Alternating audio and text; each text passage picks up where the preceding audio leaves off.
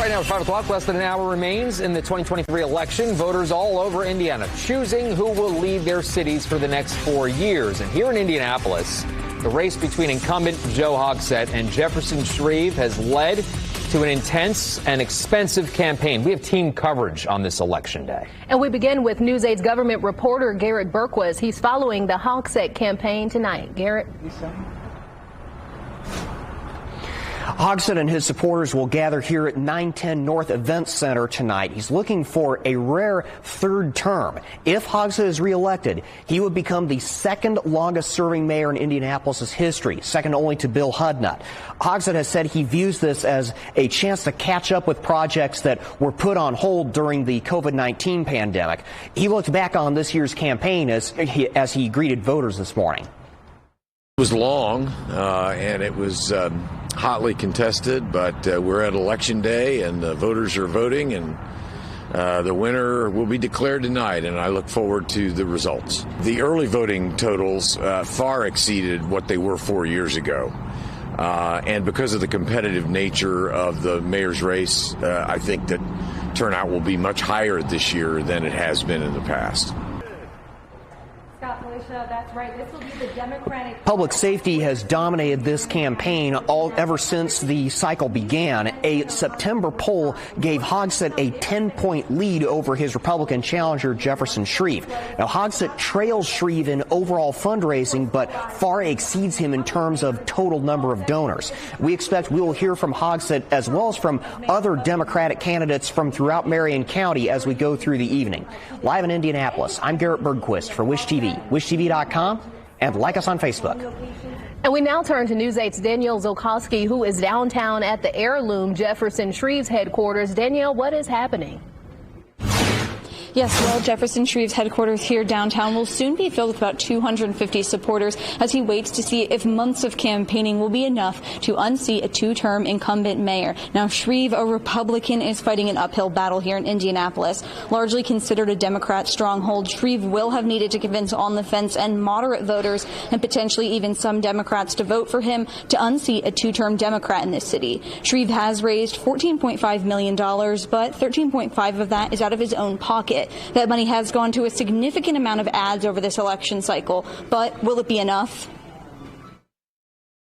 Taking on an incumbent is always tougher than an open election, of course, but people are hungry for change. This is democracy, and we have waged a really competitive mayoral campaign, which we haven't seen in a few cycles, and competition is good. This is good for our city. Recent poll results show public safety is a top issue for voters in this election cycle. A poll by Wish TV media partner WIBC shows Shreve leads Hogsett in that category 39 to 37%. Polls close in about less than an hour now. I'm Danielle Zulkowski for Wish TV, WishTV.com, and like us on Facebook.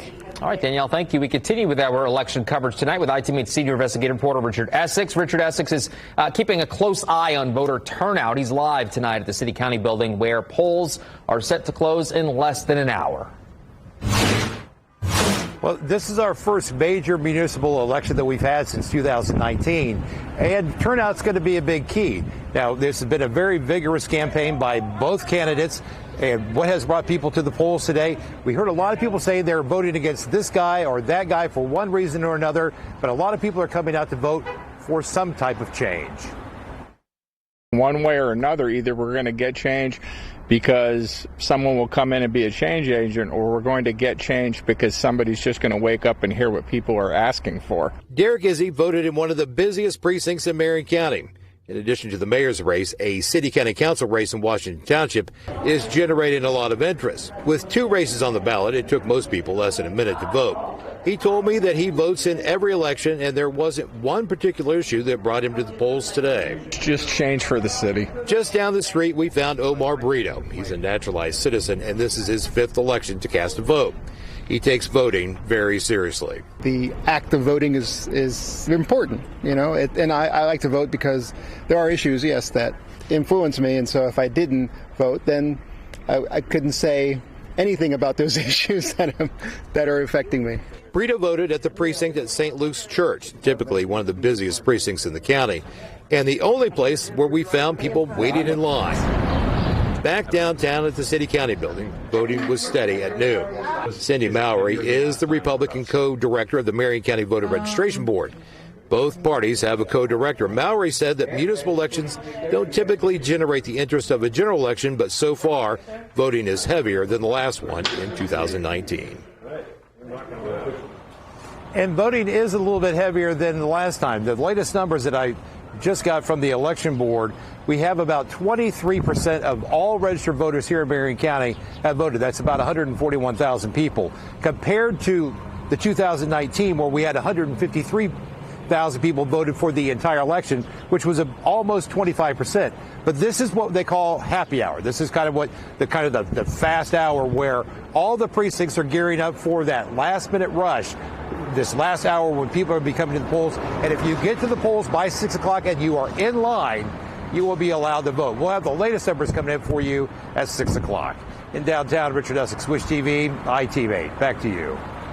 Thank you, Richard. 6 polling places in East Central Indiana were without power this morning following a widespread outage. Wayne County Clerk's office says 4 polling locations in Richmond lost power around 8 this morning. They say due to the outage, all 4 will be extending its voting hours until 7 o'clock. In Hamilton County, the election administrator says 2 Hamilton County polling places were without power until around 8 this morning. They say both have power now, and it did not affect voting turnout. And just a reminder, polls will close at 6 o'clock this evening at most places. Then results start rolling in. We'll, of course, have you covered throughout the night, both on air and online at wishtv.com.